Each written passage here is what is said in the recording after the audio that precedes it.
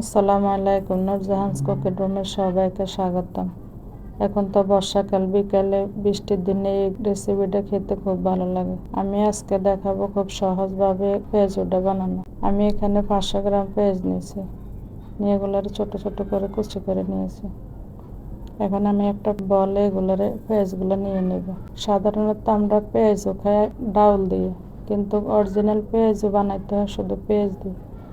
এখানে আমি নিয়েছি কিছু কাঁচামরিচ কুচি, পরিমাণ মতো লবণ, আধা চা চামচ মরিচ, আধা চা চামচ হলুদ, আর দিয়েছি চাট মশলা 1 চা চামচ, বেকিং সোডা দিয়েছি সামান্য পরিমাণ। আর এখানে নিয়েছি আমি বেসন। এখন আমি কিছুটা বেসন এটার সাথে দিয়ে আমি ভালোভাবে মেখে নেব।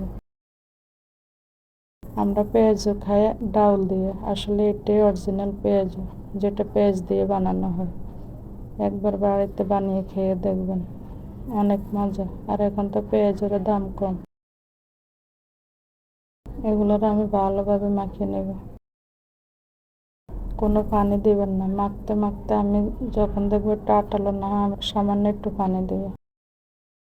আমার একটু বেসন, আমি এখানে প্রায় 1 কাপ পরিমাণ বেসন নিচ্ছি। আমার বেসনটা পুরো লাগে না, 3 ভাগের 1 ভাগ লাগছে। আপনাদের পেঁয়াজ অনুযায়ী আপনারা বেসন দেবেন। আমি এখানে সামান্য একটু পানি দিয়ে আবার এটার একটু ভালো করে মিশিয়ে নেব। এমনভাবে মিশাবো যেন একদম আটালো আটালো ভাব হয়। একটু সময় নিয়ে এগুলোরে মিশাবেন।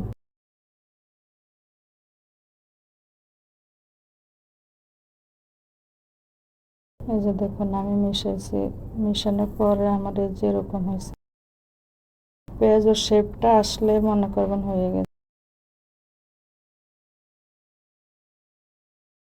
এখন আমি একটা ফ্রাই প্যানে পরিমাণ মতো তেল দিয়ে দেব।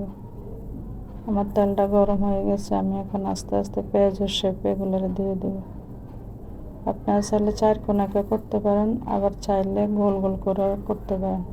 পেঁয়াজের চপ বানাইলে একটু এলোমেলো ভাবে দিলে ভিতরে তেলটা ঢুকে মশমশা হয়। চুলার আঁচটা কমিয়ে আমি এগুলো এখন মশমশা করে ভেজে নেব।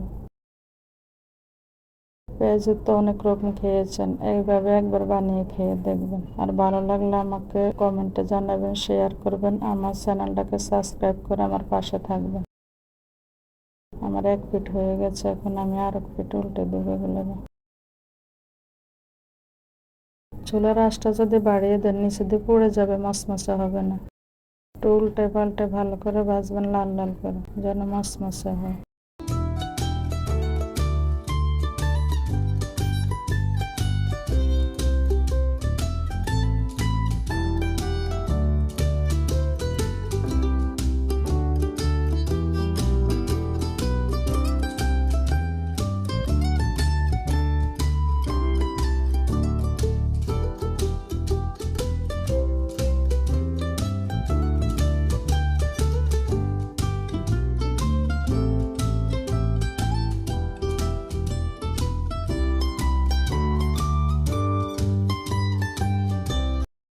আমার সবগুলো ভাজা হয়ে গেছে, যে আমি পরিবেশন করে দেখাই। অবশ্যই বাড়িতে এভাবে একবার বানিয়ে খেয়ে দেখবেন।